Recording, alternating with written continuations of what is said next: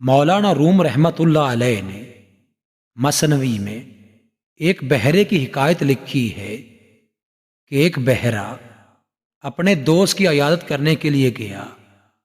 راستے میں اس نے سوچا کہ میں تو بہرا ہوں، مجھے مریض کی بات سمجھ میں نہیں آئے گی، اس لیے ابھی سے ہی حساب لگا لینا چاہیے کہ میں جا کر کیا کہوں گا، وہ اس کا کیا جواب دے گا، پھر مجھے اس کے جواب میں کیا کہنا چاہیے۔ چنانچہ اس نے حساب لگایا کہ پہلے میں اسے پوچھوں گا کہ مزاج کیسا ہے، وہ کہے گا شکر ہے، پہلے سے ہی فاقہ ہے، میں کہوں گا الحمدللہ، حق تعالی اور زیادہ کرے۔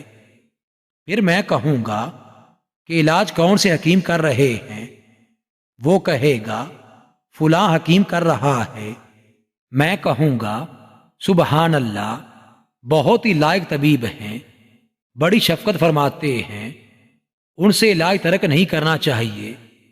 پھر پوچھوں گا کون سی دوا استعمال میں ہے، وہ کسی دوا کا نام لے گا، میں کہوں گا خدا اس کو آپ کی رگ میں پیوستہ کرے اور خوشگوار فرمائے۔ چنانچہ بہرا یہ حساب لگا کر پہنچا۔ بیمار نے بہرے کی جب صورت دیکھی تو گھبرا اٹھا کہ یہ کم وقت کہاں سے آ گیا ہے، اب یہ میرا دماغ کھائے گا اور اپنی سب کچھ کہہ سنائے گا اور میری ایک بات نہ سنے گا۔ اب بہرے میاں نے مریض سے مزاج کے بارے میں پوچھا کہ آپ کی طبیعت کیسی ہے۔ مریض نے چلا کر کہا حال کیا بتاؤں، مر رہا ہوں۔ بہرے نے کہا الحمدللہ، خدا اور زیادہ کرے۔ مریض اور بھی چلایا۔ پھر پوچھا کہ کون سے حکیم صاحب علاج کر رہے ہیں۔ اس نے کہا کہ ملک الموت۔ بہرے نے کہا سبحان اللہ، بڑے لائق طبیب ہیں، ان کا علاج ترک نہ کرنا، ماشاء اللہ، یہ بڑے ہی شفیق ہیں۔